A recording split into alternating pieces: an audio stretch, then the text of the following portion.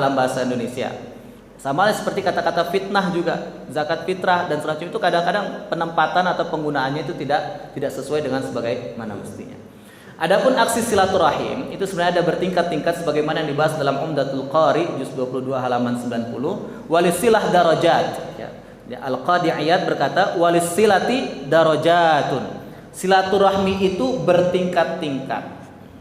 Tapi secara umum bisa dikatakan bahwa tindakan silaturahmi adalah sebuah aksi memberi kebaikan apapun dan menghindarkan keburukan apapun kepada kerabat sesuai kemampuan.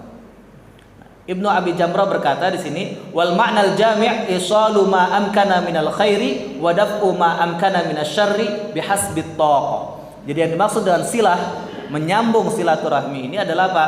Isalu ma amkana minal khair. Jadi makna komprehensifnya itu adalah aktivitas yang menghantarkan semua jenis kebaikan yang dimungkinkan. Wadaf uma'amkan dan juga menghalau segala jenis, ya, menghalau semua jenis minasyar, segala bentuk keburukan yang dimungkinkan. Bihasbit thaqah, sesuai dengan kemampuan.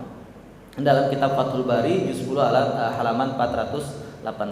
Makanya dari sini kemudian dibahas level amal silaturahim itu bisa diurutkan, ya, antara pertama yang paling tinggi itu adalah silaturahim bil mal.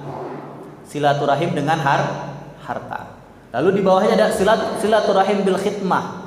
Dengan apa? Memberikan pelayanan.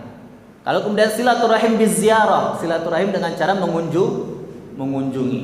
Lalu kemudian silaturahim bis salam, dengan mengucapkan salam. Di bawahnya lagi adalah silaturahim bitafaqqudil ahwal. Bitafaqqudil ahwal itu artinya apa? Mencari kabar. Silaturahim yang rendahnya.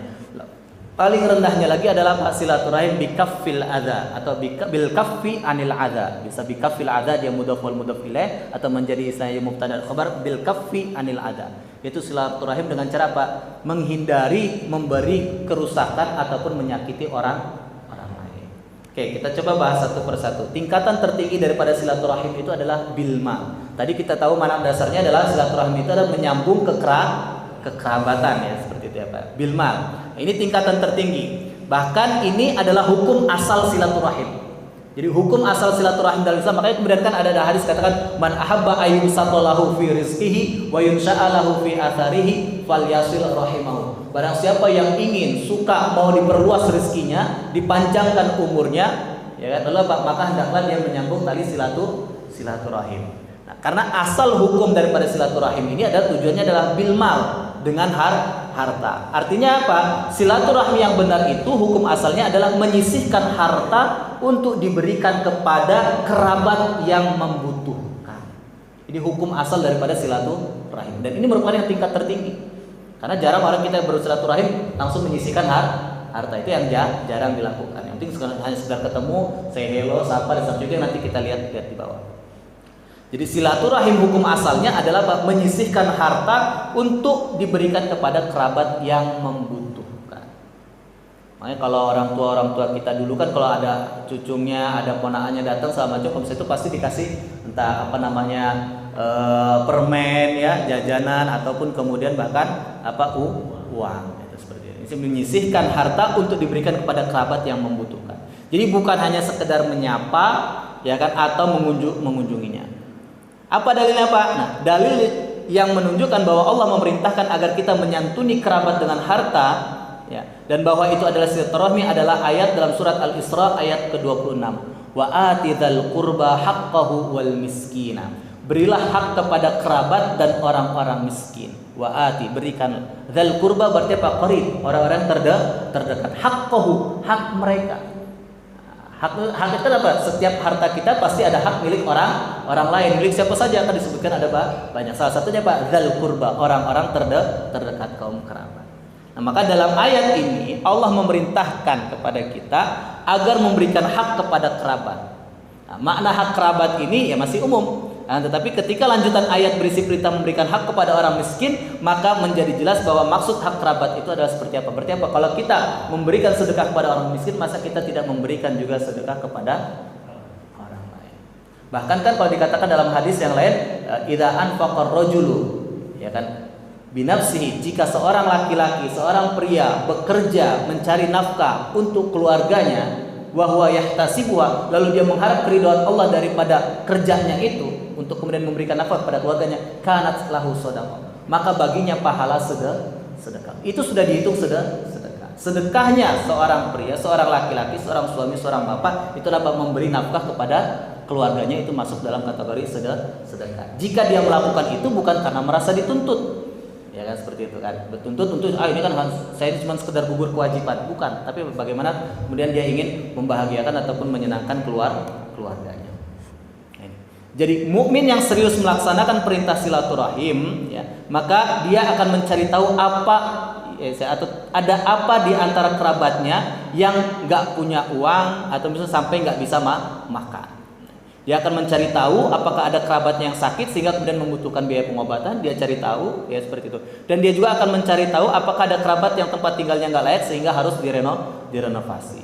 Bahkan dia akan mencari tahu apakah ada kerabat yang putus sekolah misalnya sehingga layak mendapatkan bantuan pendidikan, atau dia akan mencari tahu apakah ada kerabatnya yang kena kafarat. Ya, misalnya utang puasa kan harus bayar kafarat, ya, seperti fidyah dan segala macam yang belum dibayarkan.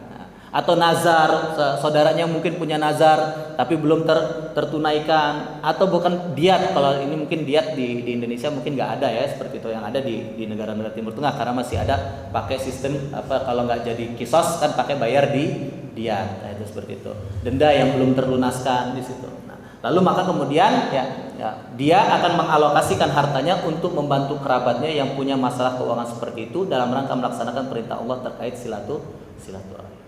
Nah, itu karena makanya logisnya Pak, makanya masuk jadi logis hadisnya itu, ya, dengan hadis yang saya sampaikan tadi juga, barang siapa yang ingin diperluas rezekinya, ya kan, dan dipanjangkan umurnya, maka hendaklah silaturahim. Karena sebenarnya tujuan daripada silaturahim itu tadi, ya kan, menyisihkan harta untuk kerabat, menyampaikan harta yang ada kita untuk kerabat. Ya, makanya sehingga kemudian apa?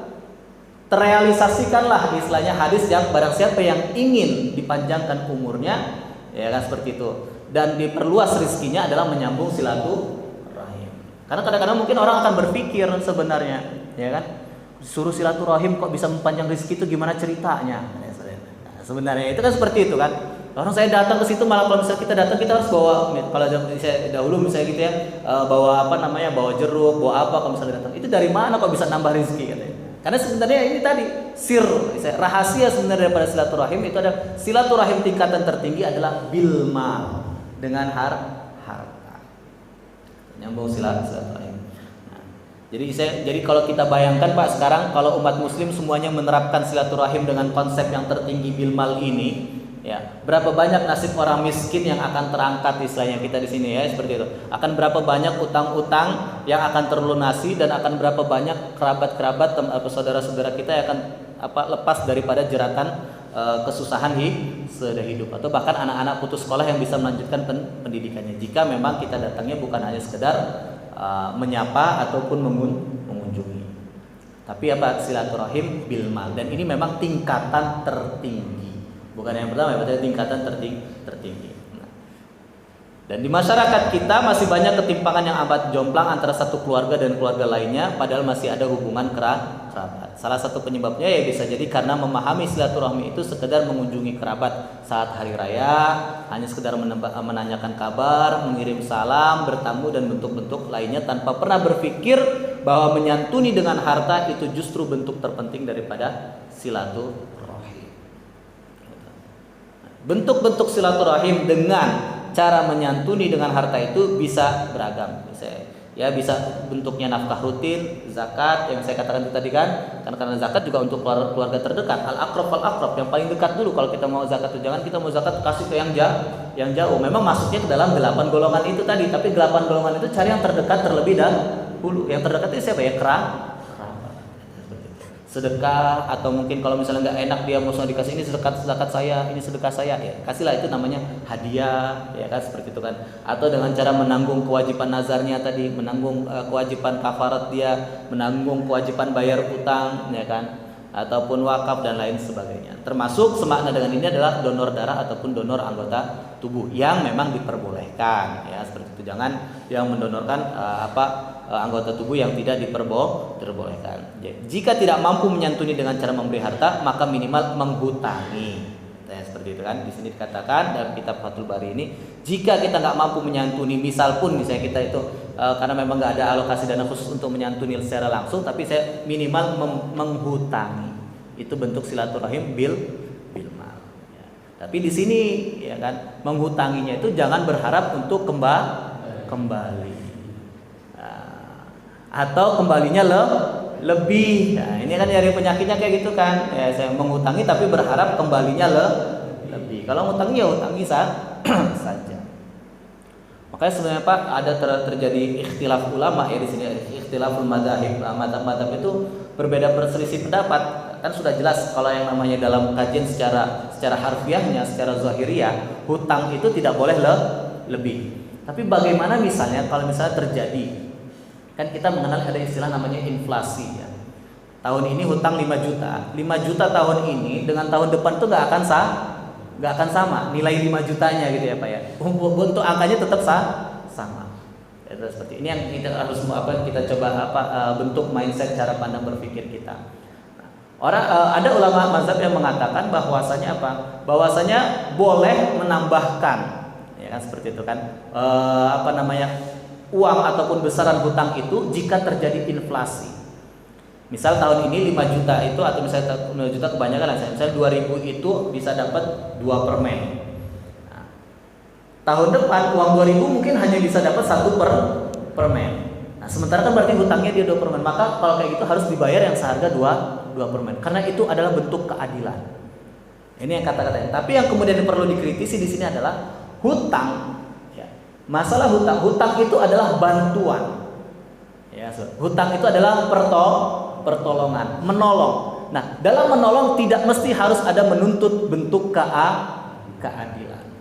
Ini yang jadi kita ini. Bahkan Pak, kita mau dapat pahalanya memberi hutang, tetapi kita masih menuntut untuk dapat lebih. Ini salah. Karena kalau dalam hadis qudsi dikatakan, ya, di pintu surga itu tertulis pahala memberikan hutang, ya, saya lupa di secara dulunya ya, antara 18 atau 19 kali lipat lebih banyak pahalanya daripada hanya sekedar bersedekah. Nah, itu seperti itu Pak. Karena memang berat ngasih hutang itu. Nah, takutnya ya itu tadi nanti ya, pas awalnya memberi hutang malah jadi putus silaturahim, jadi tagi-tagi ditanya kabarnya malah menghilang atau bahkan diblok, jadi ribut lagi. Nah, itu.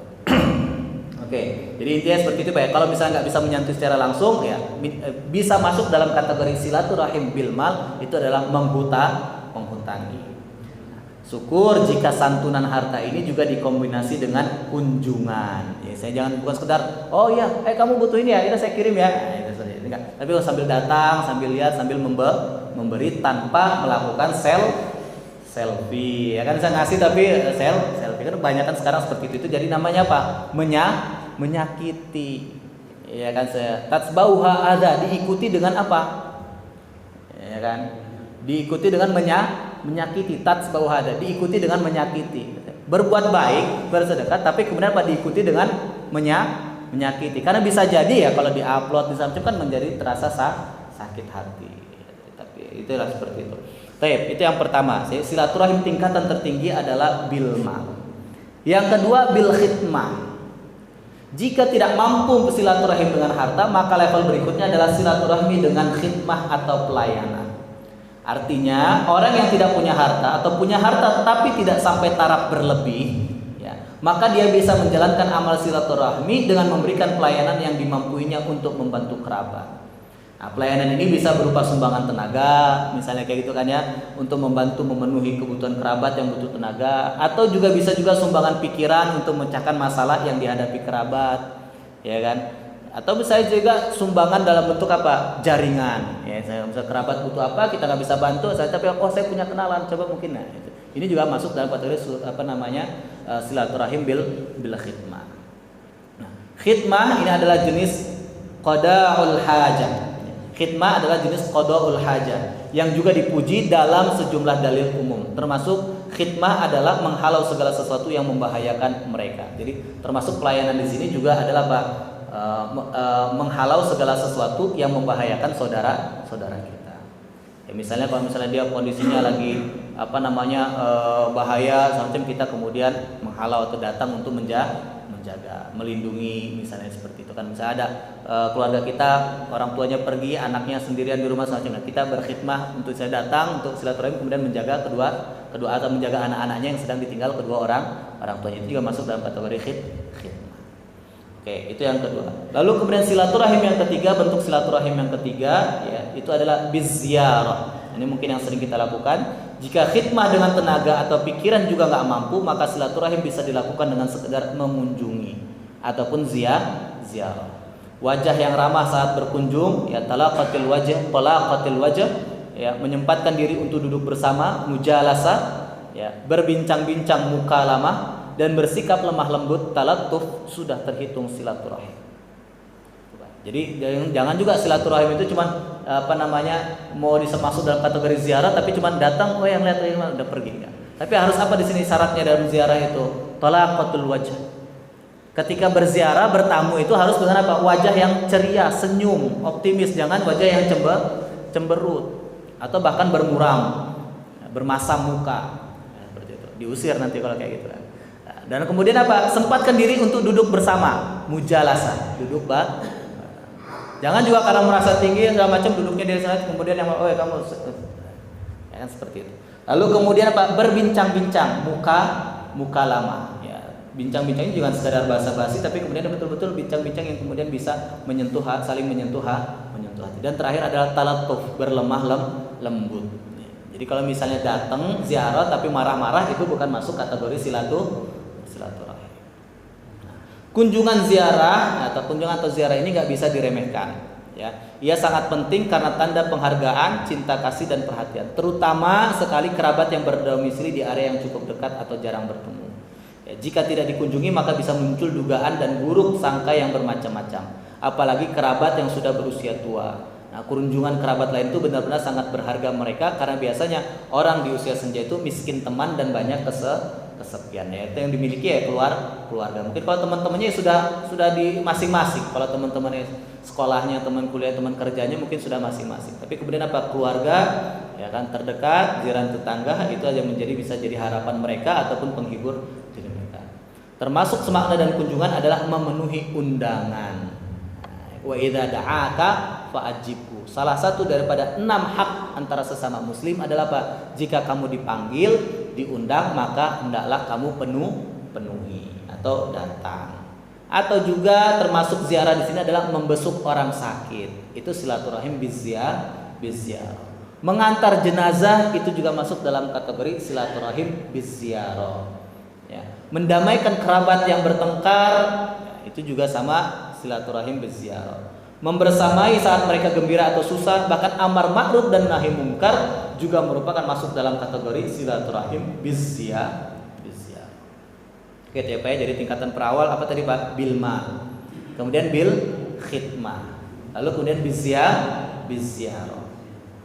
Nah, terkait tentang ziarah ini juga masalah tentang intensitasnya ya. Ini disesuaikan dengan kemampuan, situasi dan kondisi masing-masing. Seberapa sering sih kita harus ziarah, silaturahim, harus saling mengunjungi? Ya nggak perlu juga harus terlalu sering, karena kalau terlalu sering juga bisa jadi mengganggu dan membuat nggak nyaman. Karena kebiasaan kalau datang ke situ pasti dikasih oleh-oleh terus, dikasih makan segala macam, akhirnya apa? Datengin terus tiap minggu, tiap ini ya. Jadi orang mungkin akan merasa nggak. Justru yang jarang-jarang itu yang bisa menambah cinta, sebagaimana pepatah Arab mengatakan zur ribban tasdad hubban. Kalau kamu mengunjunginya jarang-jarang, maka akan bertambah cinta di antara kalian. Ya, namanya kalau jarang ketemu kan begitu jumpa kan saling betul-betul melepas rindu. Walaupun ini mungkin nggak berlaku bagi anak muda ya. Nah, sering dikunjungi ya sering bertambah. Ini dulu plesetan Pak, kalau di pondok itu kan zurhibban tasdatuban, kan anak pondok kan jarang dikunjungi. Nah, maka kalau misalnya orang tua datang kan ya betul-betul cintanya sayangnya makin rindu. Nah, tapi ditambah sama mereka zurda iman lazid, dan kalau terus-terusan dikunjungi wah enak banget, berarti kan uang makannya nambah, kemudian ini kalau terus-terusan sering dikunjungi. Jadi ya kalau mampu ya sepekan sekali kalau memang dekat. Kalau memang nggak dekat ya sebulan sekali. Kalaupun nggak mampu juga ya masa setahun sekali lah ya saya seperti itu ketika Lebaran. Atau kalaupun memang ya karena misalnya saudaranya misalnya di mana gitu kan di Papua ataupun di Jepang atau di mana ya sekali seumur hidup ya kalau bisa ya perlu untuk dilakukan dan seterusnya. Nah, Imam Abu Lais As-Samarkandi berkata, "Fa illam yaqdir 'ala silah bil mal falyasilhum biziyarah wal i'ana fi a'malihim in ihtaju." Ya, kitab Tanbihul Ghafilin bi ahadits sayyidinal anbiya wal mursalin lil Samarkandi.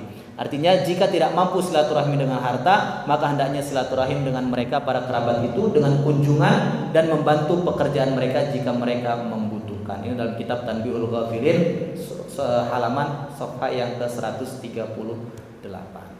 Oke, ini mungkin masih agak berat juga, perlu biaya Pak kalau silaturahim pakai ziarah. Nah, berikutnya yang keempat adalah silaturahim bis salam. Nah, ini yang mungkin gampang ya. Jika orang nggak sanggup silaturahim dengan harta, khidmat maupun kunjungan, maka minimal dengan mengucapkan salam. Nah, makna mengucapkan salam berarti orang sudah berniat ya untuk nggak memutuskan hubungan. Kalau kita masih mengucapkan salam. Masih mau berhubungan baik dan bersedia berbincang dengannya.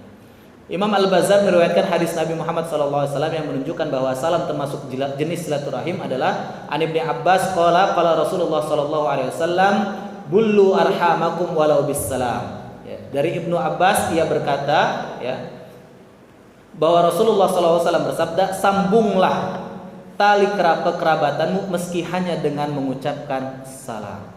Dalam kitab Kashful Astar ya an Zawaidil Bazzar, hadis riwayat Imam Al-Bazzar. Jadi istilahnya mengucapkan salam itu masuk dalam kategori silaturahim, tapi sudah di bawah level. Jadi nggak semuanya yang penting kan silaturahim. Ini kita harus lihat juga ya karena lama-kelamaan kan kita harus bukan hanya sekedar mengamalkan, tapi kemudian bagaimana kualitas pengamalan kita lebih mantap lagi. Jadi kalaupun nggak mampu mengucapkan salam secara langsung, karena kalau mengucapkan salam secara langsung kan berarti sekalian ziarah ya seperti itu, atau mungkin ya sekalian lewat itu tadi, Pak assalamualaikum ya kan lewat seperti itu. Daripada sekedar apa kabar Pak, kalau ada assalamualaikum ada doa di situ. Atau kalau memang nggak bisa secara langsung maka minimal dengan menulis surat. Nah, kalau sekarang mungkin nggak itu lagi mengirim utusan, ini yang zaman dulu. Kalau zaman sekarang sudah mudah banget ya lewat internet, pakai WA. Ya kan chatting saja assalamualaikum ya, apa kabar ya seperti itu kan, atau voice call nelpon, atau bisa kalau memang lebih bagus lagi canggih lagi HP-nya pakai video call ya seperti itu. Atau bahkan sekarang karena pandemi Covid ini malah pakai Zoom silaturahimnya ya kan seperti itu, atau Google Meet. Jadi bisa dengan WhatsApp, Telegram, Instagram, Facebook, lain dan berbagai aplikasi lainnya. Nah, termasuk jenis silaturahim jenis ini adalah mendoakan kerabat ya seperti itu. Malahan menurut Ibnu Abu Jamrah, silaturahim dengan doa ini tidak gugur meskipun kerabat tersebut ahli maksiat atau kafir sekalipun. Nah ini Pak, silaturahim ya kan dengan apa ini termasuk silaturahimnya saya mengucapkan salam datang ini ya saya mengucapkan salam kan assalamualaikum ini ya, tapi bukan berarti mengucapkan salam kepada orang kafir, tapi maksudnya salam di sini adalah ucapan sapaan. Sapaan sesama muslim adalah assalamualaikum. Tapi kalau sesama dengan non muslim ya tanya mau selamat pagi kah atau segala macam, itu adalah sapaan. Nah, sapaan ini adalah bentuk doa. Nah, menurut Ibnu Abi Jamrah silaturahim dengan doa ini tidak gugur. Maksudnya apa? Bukan berarti kalau misalnya saudara kita itu ahli maksiat atau bahkan kafir berarti kita nggak silaturahim lagi, enggak juga. Ya kan? Karena kenapa? Karena orang tua saja kan tidak boleh kita bisa, kalau misalnya ada orang tua yang dalam Al-Quran kan dikatakan bahwasanya jangan kamu taati kedua orang tua kamu kalau mengajak kamu kepada kemusyrikan, berarti kan syirik atau kan kafir kalau mereka kafir. Tetapi kamu tetap harus berbuat baik kepada kedua orang tua. Salah satu berdoa itu berdoakan. Maka Ibnu Abu Jamrah berkata, wala yasqutu ma'a dzalika silatuhum bid-du'a lahum bi zahril ghaibi ay ya'udu ila tariqil muthla. Silaturahim dengan doa tanpa sepengetahuan kerabat tidak gugur meski mereka kafir atau ahli maksiat, dengan harapan mereka kembali ke jalan yang mulia. Ini tujuannya itu tadi ya kan seperti itu. Dengan harapan ya saudara-saudara kita yang ahli maksiat dan kafir itu ya kafir sekalipun kembali ke jalan yang dalam kitab Fathul Bari juz 10 ayat halaman ke-418. Oke, itu yang keempat. Yang kelima ya, silaturahim bitafaqqudil ahwal. Tafaqqada yatafaqqadu artinya cari-cari. Nah, dari tafaqqada itu kan faqdun itu artinya hilang, tapi cari-cari yang hilang gitu. Maka tafaqqud itu mencari-cari. Jadi kalau salam pun nggak bisa karena putus kontak atau dihalangi kontak misalnya ya, maka silaturahim minimal dilakukan dengan tafaqqudul ahwal, artinya mencari tahu kondisi kerabat. Mungkin kalau kerabat kita itu misalnya putus kontak, udah nggak ada gitu seperti, atau bahkan mungkin karena terhalang kontaknya, dihalangi, dilarang-larang sama keluarga, nggak boleh menghubungi lagi itu gitu kan, seperti itu, maka bisa cari silaturahimnya dengan cara tafaqqudul ahwal, mencari tahu tentang kerabat tersebut dengan menanyakan kabar hingga akhirnya tahu apakah kerabat sedang butuh bantuan, pengobatan, ya kan, pendidikan, biaya sekolah, ataupun membeli pakaian, ataupun tempat tinggal dan sebagainya. Nah, jika kondisi kerabat diketahui, maka kemudian bisa diagendakan saat sudah mampu di masa yang akan datang, tentunya seperti itu ya, melakukan silaturahim dengan cara silaturahim yang ideal. Awalnya kan kita, makanya menyambung silaturahim dengan cara apa? Tafaqqudul ahwal, mencari tahu kerabat. Mungkin kita dulu punya saudara atau yang pernah mengasuh kita, ya kan, momong kita, ya, kita cari tahu, yang seperti yang dilakukan oleh kemarin ya, ada tokoh yang datang ke Lampung karena mau nemuin juga, sekalian katanya mau nemuin yang mengasuh dia ketika masih kecil. Nah, ya, seperti itu. Dari Jawa Tengah Pak, Gubernur Jawa Tengah ya, datang saya. Padahal ya ada safarinya juga gitu ya. Silaturahim politisi itu tadi kan saya bilang kayak gitu kan. Oke. Nah, yang terakhir ya di sini adalah silaturahim bikaffil adza. Bikaffil adza yaitu apa? Ya. Kalau semua yang di atas tadi nggak bisa dilakukan juga, maka minimal jangan mengganggu kerabat. Kafun itu artinya menahan. Al-adza berarti menyakiti, nahan daripada menyakiti. Jadi jangan mengganggu. Ini adalah serendah-rendahnya jenis silaturahim. Karena bersifatnya pasif. Ya udah, berarti gua gak ganggu hidup dia lah, gimana ya? Berarti kan gak ada hubungan sama sekali. Ngontak enggak, jangan ngontak, nyari tahu aja enggak, kemudian nyapa salam juga enggak, gitu kan, seperti itu kan. Atau datengin juga enggak, nolong juga enggak, apalagi kemudian membantu. Ya, ini bentuk silaturahim yang pasif, ya kan, seperti enggak berbuat apa-apa adalah apa, yaitu tadi kaful adza, tidak mengganggu kerabat. Tidak mengganggu atau kaful adza sudah termasuk jenis kebaikan ke kerabat. Sebab orang ya sering terkuras energi, pikiran, bahkan harta benda hanya untuk menghadapi sebagian kerabat yang jahat, yang nggak mau tahu, egois, pendengki, ataupun kerabat yang mau menang sendiri. Karena ya kalau misalnya kalau ketemu malah bikin ribut, malah pengen mau menang sendiri, ngatur dan segala macamnya, atau dengki, ya lebih baik itu tadi, menghindari itu tadi ya, jangan mengganggu kerabat. Al-Bujairimi sebagaimana yang Al-Qadi Iyad sebelumnya katakan, bahwa menegaskan bahwa silaturahim, amal silaturahim itu memang bertingkat-tingkat. Jadi dikatakan fal wajib silaturahim biziarah wal hadiyah. Yang wajib adalah silaturahim dengan cara mengunjungi dan memberi hadiah. Fa illam yaqdir ala silah bil mal falyasilhum biziarah wa bil i'anah fi a'malihim in ihtaju ilaihi. Jika nggak mampu silaturahim dengan harta, maka hendaklah silaturahim dengan kunjungan dan membantu pekerjaan mereka jika mereka membutuhkan. Wa in kana ghaiban yasilhum bil kitab. Jika kerabat di lokasi yang jauh, maka hendaknya silaturahim dengan mengirim surat. Fa in qadara ala sayri ilaihim kana afdal. Jika mampu mendatangi, sayr itu artinya jalan ya, itu maksudnya mendatangi mereka, maka itu lebih afdal. Hasyiah Al-Bujairimi juz 3 halaman 272.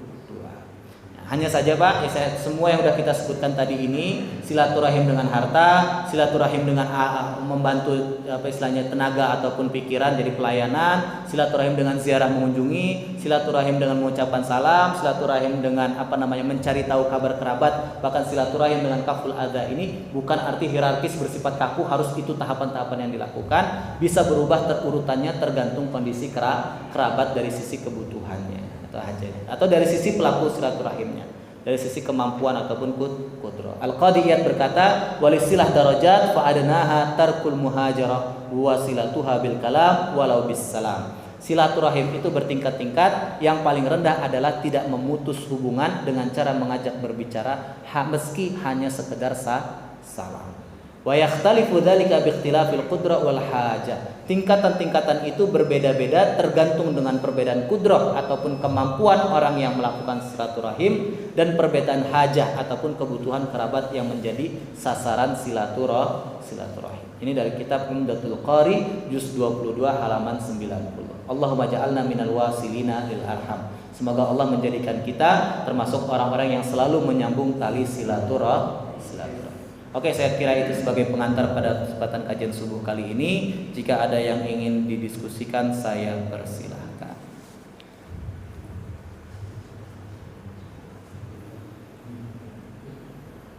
Assalamualaikum warahmatullahi wabarakatuh. Waalaikumsalam. Rasulullah berpesan tentang 4 hal. Pertama, peliharalah silaturahim. Kedua, santunilah ayat. Ketiga, tegakkan sholat tahajud. Keempat, sedekah. Sedekah ditegaskan lagi Al-Quran surat Al-Baqarah 261. Kita sekarang yang kita bahas masalah silaturahim. Hambatan silaturahim. Justru kalau kita teliti, ada di kerabat-kerabat kita sendiri. Contoh yang saya alami beberapa ini, saya juga silaturahmi dan berkonsultasi dengan kedua masjid Al-Saham.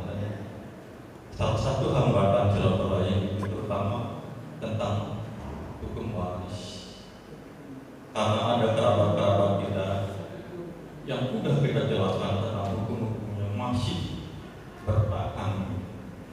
Saya juga baru mengalami di akhir-akhir sisa hidup saya ini, sudah mau masuk umur 60 tahun. Umur 8 tahun saya yakin ada hak saya yang dihambat oleh kerabat-kerabat. Bagaimana kita menghadapi kerabat-kerabat kita yang justru dia berbuat menghambat silaturahim? Bahkan betul kisahnya ada kerabat-kerabat, ada satu kerabat saya di Lampang, dia berkata, "Prema, ini saya datangkan bahwa ini hasil." Tapi karena dia tetap bertahan, dia meninggal, udah dulu. Nah, yang saya tanyakan pada saya, bagaimana caranya kita menghadapi kerabat-kerabat kita yang tidak patuh dengan hukum-hukum hidup, ini hukum Allah ini, hukum waris ini, masih. Tapi dia kisahnya kayak salam dia meninggal. Nah, bagaimana sih cara menghadapi kerabat-kerabat yang menghambat silaturahim sama lingkaran dengan kita sendiri? Terima kasih. Assalamualaikum warahmatullahi wabarakatuh. Oke, ini apa istilahnya berat ya pertanyaan. memberi resepnya juga bingung pakai dosis apa kita mau ngasihnya kan, dosis tinggi apa dosis rendah gitu kan seperti itu. Saya kasih tahu aja, terserah nanti ambil dosisnya dosis yang mana pak gitu kan seperti itu. Kalau orang Indonesia biasanya dosisnya yang kecil-kecil aja gitu kan. Soalnya kalau mau kita bandingin obat-obat namanya kalau kajian segala macam terus kita pakai dalil, namanya dalil itu kan sebenarnya kan dosis ya pak ya, dalil-dalil ayat dari Quran, hadis ataupun dalam ajaran agama kita kan berarti kita ada dosisnya kan, mau pakai dosis yang mana? Kalau mau pakai dosis yang paling tinggi langsung pak, kalau mau kita apa keras dan segala macam, la yadkhulul jannata qati'un, nggak akan masuk surga orang yang memutuskan tali silaturahim. Wis abis sudah kalau kayak gitu. Ya kan kayak gitu ya pak ya. Kasih tahu aja kayak itu, kamu baca itu ya. Ini dosis tingkat tingginya. La yadkhulul jannata qati'un. Tidak akan masuk surga orang yang memutus tali silaturahim. Cuma kan alhamdulillah kita nih sekarang kita udah belajar nih. Mungkin kemarin-kemarin kan kita apa namanya pas lagi udah nggak suka segala macam, masa bodoh lah ya seperti itu kan ya. Nah, rupanya kan di sini masuk dalam kategori silaturahim juga adalah apa? Tafaqqudul ahwal, ya kan? Kalaupun terputus silaturahim kita, bentuknya adalah apa tadi? Masih tetap kita masih mau mencari tahu bagaimana kondisi kerabat kita, itu masuk dalam kategori silaturahim. Kita nggak mau ribut-ribut lagi dengan dia dan segala macam pun itu juga masuk dalam kategori silaturahim kaful walaupun mungkin kondisi dia tadi tidak sesuai dengan menjalankan syariat. Jadi beda kita bagikan dua nih sekarang apa namanya status ininya gitu ya. Jadi pertama terkait masalah silaturahim dan kedua terkait masalah yang mau menegakkan ajaran ataupun syariat Islam yang masalah waris itu tadi. Jadi pertama yang masalah silaturahimnya dulu. Kalau mau kita bahas masalah silaturahim, pertama kalau pakai dosis tinggi kita katakan la yadkhulul jannata qati'un. Nggak akan masuk surga orang yang apa? Memutus tali silaturahim. Wes, berat itu udah gitu kan, seperti itu. Itu dosisnya udah nggak dosis paling tinggi mau ancemnya kayak gitu. Ini kalau masuk surga ya, kamu masuk surga atau kamu memutus silaturahim sama saya. Nah, tapi kan rupanya kan di sini kalau mau kita lihat bahwa saya silaturahim itu yang terendahnya pun juga apa? Kaful adza, bil kaffi anil adza. Kita menahan daripada mungkin kalau kita berupaya untuk nemuin dia terus-terusan segala macam, dia merasa tersakiti, malah nggak ini segala macam, merasa nggak nyaman dan nah, itu maksudnya. Atau itu tadi kita itu kan tadi terendah kan, kita diam saja itu pasif. Tapi kalau kita masih tetap cari tahu walaupun kita nggak suka, kita marah, tapi kita masih tetap mencari tahu keadaan kerabat kita, kondisi dianya bagaimana dan segala macam, itu masuk dalam kategori silaturahim. Kan itu ada kan jenisnya, ya kan seperti itu. Atau kemudian masih bisa menggunakan salam, ya kan, mengajarkan salam, menanyakan kabar, itu juga masih dalam kategori. Karena itu tadi saya katakan kalau misalnya terputus, karena kalau mau ziarah kan kalau misalnya sudah diputus tadi kontaknya, dihalangi untuk bisa silaturahim, kan berarti untuk melakukan bilmal, bil khidmah sama biziarah mentok. Nah, maka kita pakai ketiga yang bawah, ya kan itu tadi ya, bisalam. Ya, kemudian bitafaqudil ahwal, nyari kabar keadaan, baru kemudian yang terakhir apa? Dengan apa? Bil kaffi anil adza, tidak mengganggu kerabat. Oke, nah itu. Lalu kemudian terkait dengan kendala misal bagaimana kita menyikapi ketika terkait mereka tidak mau menegakkan syariat. Nah, itu seperti itu. Kalau itu kembali kepada konsep pada bagaimana mendakwah atau berdakwah ataupun mengajak orang untuk melaksanakan syariat. Memang pertama adalah bil hikmah. Dengan hikmah, jadi kebijaksanaan. Kebijaksanaan ini memang perlu waktu, perlu segala macamnya. Jadi bagaimana mengajaknya itu dan memberikan contoh suri tauladan. Atau al-mau'izah al-hasanah. Al-mau'izah al-hasanah. Mau'izah al-hasanah itu artinya apa? Memberikan nasihat, kasih masukan. Sudah kita lakukan juga, ya. Maksudnya kalau bil hikmah kan saya bagi loh, ya saya seperti itu kan. Kalau misalnya masalah waris ya ini seperti itu kan. Ini keluarga ini ada bagi loh, keluarga kita yang lain itu juga membaginya mereka seperti ini, udah hikmah contohnya. Mau izu hasanah kasih nasihat, ini loh hukum fikihnya seperti ini, paparkan kasih, ya kan. Enggak juga mempan apa? Jadilhum. Jadil itu mujadalah itu artinya apa? Ya debat mereka, artinya dalam arti kata apa? Nih ayo kita diskusi. Inilah seperti ini.